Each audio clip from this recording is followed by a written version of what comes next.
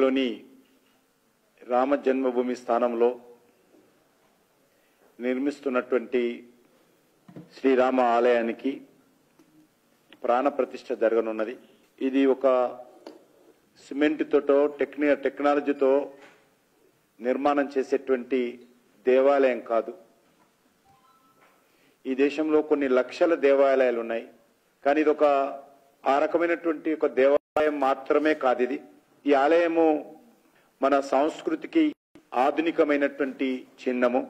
ఈ దేశంలో ఉన్నటువంటి అన్ని వర్గాల ప్రజలకు, ముఖ్యంగా హిందువులకు అచంచలమైనటువంటి విశ్వాసానికి ప్రతీక అయోధ్యలోని రామజన్మ దేవాలయము. మన జాతీయ స్ఫూర్తి చిహ్నంగా మారుతుంది. ఇది రాబోయే తరాలకు ఒక విశ్వాసాన్ని ఇచ్చేటువంటి దేవాలయము. మన దేశం మీద దాడి చేసి మన యొక్క సంస్కృతిని, మన యొక్క సాంప్రదాయాలను, మన ఆచారాలను, మన ఐక్యతను, మన యొక్క విశ్వాసాన్ని దెబ్బతీసేటువంటి ప్రయత్నం చేస్తున్నటువంటి విదేశీయుల యొక్క దుర్మార్గాలను నిర్మూలించేటువంటి మనస్తత్వం నుంచి బయటపడేటువంటి దేవాలయం అది. కాబట్టి అలాంటి దేవాలయానికి భవ్యమైనటువంటి రామ మందిరంలో రామ్ లాలాకు ప్రాణ ప్రతిష్ఠ 22వ తేదీ జరుగుతూ ఉంది.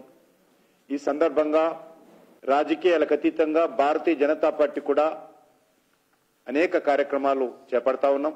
ఇందులో సంక్రాంతి నుండి 22 జనవరి వరకు, 14 సంక్రాంతి నుండి 22 జనవరి వరకు దేశంలో తెలంగాణలో ఉన్నటువంటి పుణ్యక్షేత్రాలు, ప్రార్థనా స్థలాలు, దేవాలయాల ప్రాంగణాలలో స్వచ్ఛతా అభియాన్ నిర్వహించాలని చెప్పి పార్టీ నిర్ణయించింది. ప్రత్యేకంగా పుణ్యక్షేత్రాలలో పరిశుభ్రత పాటించేటువంటి విషయంలో భక్తులను చైతన్యం చేస్తాం. ఈ వీడియో మీకు నచ్చినట్టయితే లైక్ చేయండి, 10 మందికి షేర్ చేయండి. అలాగే కామెంట్ల రూపంలో మీ అభిప్రాయాలను మాతో పంచుకోండి. Nationalist hub group of channels ను సబ్స్క్రైబ్ చేసుకుని తెలుగునాట జాతీయవాద జర్నలిజాన్ని ప్రోత్సహించండి. ఈ వీడియో కింద ఉన్న బెల్ ఐకాన్ పై క్లిక్ చేయడం మర్చిపోవద్దు.